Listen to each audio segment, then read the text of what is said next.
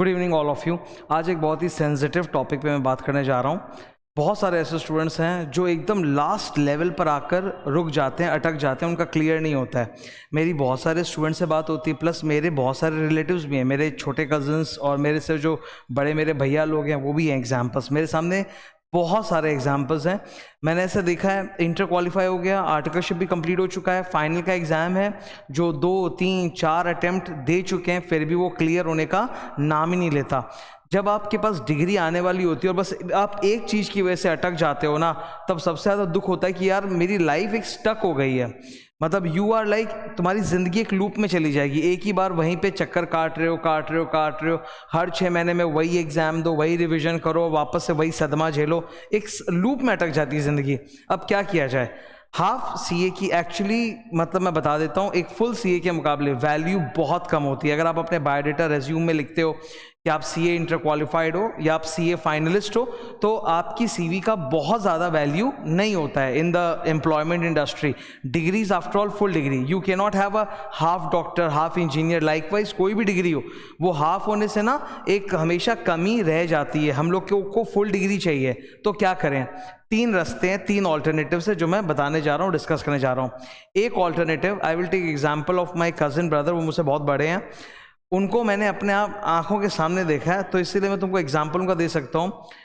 After qualify, मतलब उनका CA final नहीं निकल रहा था, इंटर हो गया, आर्टिकलशिप हो गई, उसके बाद ना वो सीए फर्म में कंटिन्यू करते रहे। अलग अलग सीए फर्म में, जरूरी नहीं कि उसी सीए फर्म में जहाँ आर्टिकलशिप हो रही है, अलग अलग सीए फर्म में वो जॉब बेसिस पे काम करने लग गए। बिकॉज अगर एक बार आपका आर्टिकलशिप हो जाता है ना कंप्लीट, तब जहाँ से आप आर्टिकलशिप करते हो वो या दूसरी सीए फर्म बहुत ज़्यादा ईगर होती है आपको हायर करने के लिए, कि उनको एक अच्छा क्वालिफाइड आदमी चाहिए जिसको अनुभव है, जो तरह काम सल्टा सके। सीए फर्म में आप जब जाओगे ना, वहाँ पर हमेशा काम बहुत ज़्यादा होता है और आदमी बहुत कम होते हैं, तो उनको एक अच्छे आदमी की ज़रूरत होती है। तो वो उसी में कंटिन्यू करते गए। तो इससे क्या हो गया कि उनको जो सीए फाइनल का एग्जाम देना था, जो पढ़ाई करनी थी वो सिलेबस, और जो वो रियल लाइफ में काम कर रहे थे वो मैचिंग था। तो करते ही टुक अ लॉट ऑफ अटेम्प्ट्स, ठीक है, उनको बहुत सारे अटेम्प्ट्स लगे, पर ultimately he became a chartered accountant, और आज वो खुद की अपनी फर्म बना रखी है, वो प्रैक्टिस का काम करते हैं। That is scenario number 1। बहुत सारे लोग जो मुझे सुन रहे होंगे वो इस सिनेरियो से आइडेंटिफाई करेंगे कि आफ्टर कंप्लीटिंग आर्टिकलशिप फाइनल नहीं निकल रहा और फिर भी वो सीए वाला ही काम कर रहे हैं, जॉब बेसिस पे कर रहे हैं इन अ सीए फर्म, और एक सर्टेन टाइम्स के बाद वो मतलब हो जाता है, क्लियर हो जाता है, and then they start their own practice, because उनको प्रैक्टिस का उतना एक्सपीरियंस हो चुका होता है कि धड़ल्ले से प्रैक्टिस स्टार्ट कर सकते हैं। प्रैक्टिस स्टार्ट करने में सबसे बड़ा चैलेंज होता है क्लाइंट लाना, और क्लाइंट्स को क्या चाहिए वो काम समझना। तो उस चीज़ में तो ये लोग ऑलरेडी एक्सपर्ट हो चुके होते हैं, तो इनके लिए प्रैक्टिसिंग फर्म सेट करना is like a very very easy thing. पर हाँ, प्रैक्टिसिंग फर्म में अपने चैलेंजेस हैं, पर अपने रिवॉर्ड्स भी बहुत ज़्यादा हैं। That is scenario number 1 as I told you. Scenario number 2, बहुत सारे ऐसे लोग हैं जिन्होंने अब लाइफ आगे बढ़ चुकी थी, एक उम्र हो जाती है ना, जैसे अब आप कितनी बार भी अटेम्प्ट लगाओ तो आपकी एक एज होती है, ठीक है, कि जिस एज के अंदर आपको पढ़ाई कंप्लीट करके कहीं ना कहीं अपना करियर यानी कि अपना जॉब शुरू करना पड़ता है।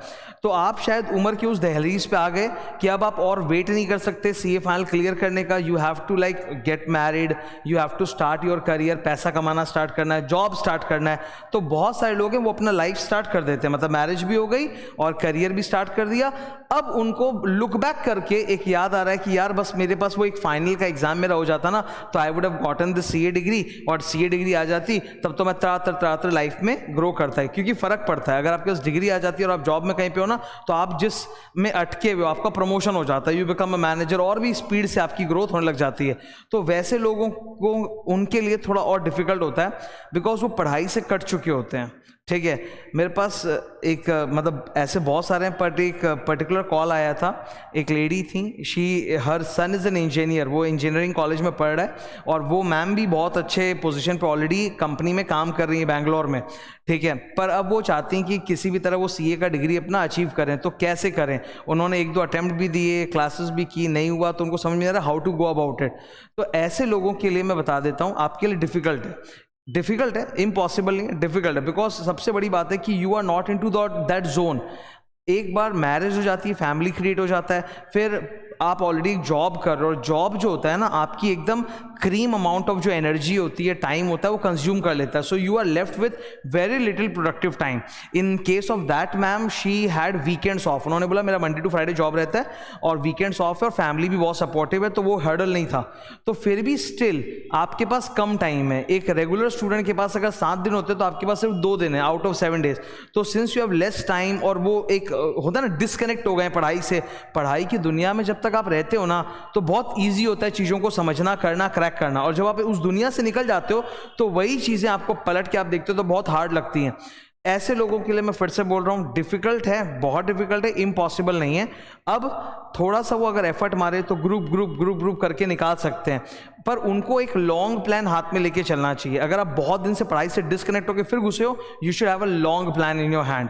नहीं तो काम नहीं चलेगा लॉन्ग टाइम, बिकॉज आपके पास टाइम कम है डिवोट करने के लिए. तो आप एकदम 6 महीने में 1 साल में नहीं कर सकते. आप अपने पास 2-2.5 साल का समय लो, हो जाएगा.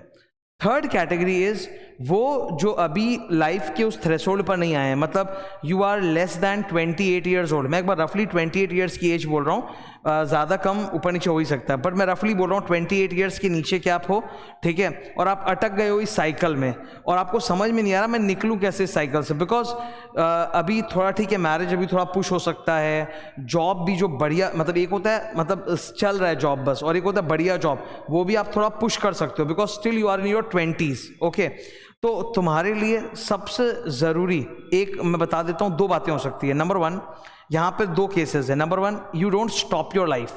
अपनी लाइफ को ना रोको मत. लाइफ को रोकना मतलब क्या हो जाएगा कि तुम बस इसी के भरोसे बैठ गए हो. या तो तुम एक काम करो, तुम एक पैरेलल एक कोर्स और कर सकते हो, कोई नहीं, मैं बता रहा हूँ 1.5 साल लगेगा समूचा, 1.5 से 2 साल. एक दूसरा पैरेलल कोर्स कर सकते हो, वो क्लियर हो जाएगा. Because if you are CA inter qualified, तो आप CS लो या CMA लो, आपको उनका फाउंडेशन नहीं देना पड़ेगा, आपको खाली इंटर फाइनल देना पड़ेगा. और इंटर क्लियर करना ईजी रहता है because you have already clear CA inter. तो आप इंटर CMA का CS का क्लियर कर सकते हो and then you can appear for final. मेरे ऐसे भी स्टूडेंट्स हैं, जो मेरी एक फेवरेट स्टूडेंट है, she is a practising CS. वो CA पहले कर रही थी, CS उसने बाद में ज्वाइन किया, CS उसका क्लियर हो गया and now she is a very good practising CS. CA final अभी भी उसका नहीं हुआ है. तो कम से कम लाइफ तो नहीं रुकी ना, you have got a degree, एक वैल्यू तो बनी चुका है लाइफ में. अब वो भी करते रहेंगे साथ साथ, तो इससे तुम्हारी लाइफ रुकती नहीं है, तुम्हारी लाइफ चलते जाती है. ठीक है, एक ये रास्ता है. दूसरा रास्ता ये है कि नहीं, पीछे पड़ जाओ और पीछे पड़ के इसको खत्म करो. पीछे पड़ जाओ, कैसे खत्म करो, मेरे को तो यही समझ में नहीं आ रहा कि मैं फेल क्यों हो रहा हूँ. एक स्टूडेंट से बात हुआ, वो 3 बार दे लिया एग्जाम, उसको समझ में नहीं आ रहा कि उसके नंबर्स कम क्यों आ रहे हैं. उसको एकदम भी नहीं समझ में आ रहा कि नंबर्स कम क्यों आ रहे हैं. देखो, इसके मल्टीपल रीज़न हो सकते हैं. कई बार क्या होता है ना कि हम लोगों को खुद एहसास नहीं होता कि हमारी क्या गलती है. It is a competitive exam. 100 students exam देंगे तो 20 पास करेंगे, 80 फेल करेंगे. You have to be in the top 20. Please understand, every time ऐसा नहीं कि फॉल्ट आपकी है. कई बार फॉल्ट ये भी होता है कि आप जिस बैच में बैठ के एग्जाम दे रहे हो, उस बैच में बहुत अच्छे स्टूडेंट्स थे जो टॉप 20 को पोजीशन को पहले ही हड़प लेते हैं और आपके लिए बचता नहीं है. एक ये भी होता है, तो इसमें भी एक अलग फैक्टर होता है. लेकिन एक मैं बात बताना चाहता हूं कि कई बार खुद को भी एक अंदाजा अनुमान होता है. क्या आपने 100% सिलेबस, एक होता है मुझे पता है नहीं, फैक्ट्स पे बात करो, क्या 100% सिलेबस, हर चैप्टर बहुत अच्छी तरह से प्रिपेयर्ड है, रिवाइज्ड है जब एग्जाम दे रहे हो कि नहीं दे रहे हो? क्योंकि ये कम्पिटिटिव एग्जाम है. 100% की तैयारी करोगे तब जाके 50% 60% नंबर आएंगे. और तुम अगर 70% की तैयारी करोगे तब तो तुम 30s 40s में ही चले जाओगे सीधा. ये यहाँ टफ चेकिंग होती है.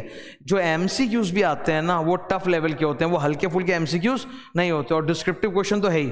फिर आपकी जो सब्जेक्ट्स का बुके है, जो अभी 8 सब्जेक्ट है और न्यू सिलेबस में 6 सब्जेक्ट है, इसमें कुछ सब्जेक्ट तो डाले ही ऐसे गए हैं ताकि तुम फेल हो जाओ. मैं सच बोल रहा हूँ, कुछ सब्जेक्ट्स का काम ही है स्टूडेंट को फेल कर देना. बिकॉज उन सब्जेक्ट्स में कितना ही पढ़ लो, कितना ही कुछ एक्स्ट्रा कर लो, फिर भी कहीं ना कहीं कुछ कमी रह जाती है. तो you have to identify your weak spot. अब ऐसा तो नहीं होना चाहिए कि मैं 4 सब्जेक्ट का एग्जाम दे रहा हूँ ग्रुप 1 में सपोज, और चारों में मेरे 40 के नीचे है, तब तो फिर खोट आप में है ना. तब तो यू हैव टू एडमिट. हाँ, ऐसा हो सकता है कि चलो मैं 4 सब्जेक्ट का एग्जाम दिया, 2 में मेरे 60 चले गए, 2 में मेरे 40 के नीचे आ गए, तो समझता हूँ कि हाँ मेरे साथ कुछ ऊंच नीच हुआ है, मैंने मेहनत तो की है. लेकिन अगर चारों में आपका मतलब कम मार्क्स आ रहा है, तो you have to look into yourself also कि कहाँ पे मेरी गलती है ताकि मैं उसको सुधारूँ. मुझे जो फोर्सी हो रहा है, मैं जो साफ तौर पे देख पाता हूँ, it is either because of 100% coverage नहीं है। एक ये रीज़न हो सकता है कि तुम सारे चैप्टर्स को बराबर इंपॉर्टेंस देके नहीं पढ़ रहे, तुम बार बार एग्जाम दे रहे हो और वही गलती कर रहे हो कि तुमने एक सेलेक्टेड चैप्टर्स पे तुम्हारा ऑटोमेटिकली सबकॉन्शियस माइंड से फोकस ज़्यादा चला जाता है। ये कॉन्शियसली नहीं होता, ये सब कॉन्शियसली होता है और तुम उसी को ज़्यादा पढ़ के जाते हो बाकी चीज़ को छोड़ के। और पेपर पैटर्न में क्या होता है, किस चैप्टर से कितना आएगा ये हर बार चेंज करते रहता है। That's number 1। नंबर 2 ये हो सकता है कि तुम पढ़ते हो तो बहुत अच्छा हो, पर तुम एग्जाम में जाके तुम्हारा पैनिक बटन ऑन हो जाता है, तुम नर्वस हो जाते हो और तुम वहाँ पे लिख नहीं पाते। कुछ स्टूडेंट्स होते हैं जो कम नॉलेज में भी अच्छा लिखते हैं और कुछ होते हैं जो बहुत नॉलेज में भी कम लिखते हैं। तो अगर तुम उस कैटेगरी में हो कि तुम याद तो हो गया सब कुछ, पर सर हम एग्जाम में उतना पुट नहीं कर पाते, लिख नहीं पाते, समझा नहीं पाते, तब तो हाँ दिक्कत आएगी। Because end of the day examiner के सामने ओरल इंटरव्यू तो हो नहीं रहा है, it is going to be like that, क्या बोलते हैं वो 3 आवर्स में जो आपने वहाँ पेपर पे लिखा वही उसको दिख रहा है। तो तब वहाँ तुम्हारी राइटिंग की इशू आ रही कि तुम पूरा पेपर कंप्लीट नहीं कर पा रहे हो, अटेम्प्ट नहीं कर पा रहे हो, या जितना जानता उतने बोल नहीं पा रहे हो। तो उसके लिए थोड़ी सी मेहनत इस तरह से कर सकते हो कि you can go for test series. अगर ये वाला पर्टिकुलर इशू है तब तुम टेस्ट वगैरह दे सकते हो पहले से, ताकि तुमको एक आइडिया हो जाए कि ठीक है मैं कर पा रहा हूँ कि मैं नहीं कर पा रहा हूँ, थोड़ा एक अभ्यास हो जाएगा। ये इसका समाधान पॉसिबली हो सकता है। अगर मुमकिन है तुम्हारे लिए करना तो you can go for that, okay. लेकिन अगर कवरेज ही पूरी नहीं है तब तो गॉन केस है, ठीक है। तो मैं यही बोलूँगा कि बीइंग अ हाफ सीए उतना वैल्यू नहीं रखता है। If you are doing something you have to get the full degree. Full degree पाने में बहुत अड़चन है। सीए फाइनल के पेपर्स बहुत टफ चेक होते हैं। अगर आप सीए फाइनल के टॉपर्स का मार्क्स और सीए इंटरमीडिएट के टॉपर्स का मार्क्स कंपेयर करो, आपको जमीन आसमान का फर्क मिलेगा। सीए इंटर के टॉपर का मार्क्स बहुत ऊपर की तरफ होता है 80s 90s में, और सीए फाइनल के जो टॉपर्स होते हैं उनके मार्क्स 80s 90s में नहीं होते, वो 60s 70s में रहते हैं। तो आप देख रहे हो साफ तौर पे 20 मार्क का फर्क होता है, 20% का। You getting my point? तो सीए फाइनल डेफिनेटली टफ है, बिकॉज सिलेबस एकदम और छोड़ नहीं है, इतना बड़ा सिलेबस है, कोई और छोड़ नहीं, कितना भी पढ़ लो कुछ भी पढ़ लो हमेशा कुछ कम रह ही जाता है। प्लस उनको कुछ कुछ पेपर्स तो मैंने बताया ना, जैसे अगर मैं अपने पेपर्स की बात करूं, ऑडिट की बात करें, तो ऑडिट में क्या होता है, they want you to write the book language. वहाँ तुम अपने लैंग्वेज में लिखोगे उसकी वैल्यू नहीं, उनको चाहिए भाई बुक लैंग्वेज आता है कि नहीं आता है, एग्जामिनर सीधा मैच करा रहा है। तो वहाँ पे फिर समझ में आता है कि okay I have to put a lot of effort into learning the language. खाली बातें समझने से, कंसेप्ट समझने से नहीं होगा, भाषा भी मुझे याद करनी पड़ेगी। तो हर सब्जेक्ट में ना थोड़ा अलग अलग होता है। वी कैन नॉट जनरलाइज कि यही एग्जैक्ट प्रॉब्लम है। अगर हर सब्जेक्ट में आपके नंबर कम आ रहे हैं तो हर एक का अपना अलग अलग इशू होगा, अलग अलग प्रॉब्लम होगा। ऐसा नहीं है कि सारा एक जनरल एक सिंपल सा पॉइंट बोल देंगे कि student is not hard working, ऐसा नहीं होता। हार्ड वर्किंग है, ऑलरेडी कई बार एग्जाम दे लिया, उसको भी तो स्टूडेंट को भी तो टेंशन है, माथा है, सब कुछ है, पर वो क्या है ना, कॉम्पिटिटिव एग्जाम है। You have to be the best of the best, then only you will qualify.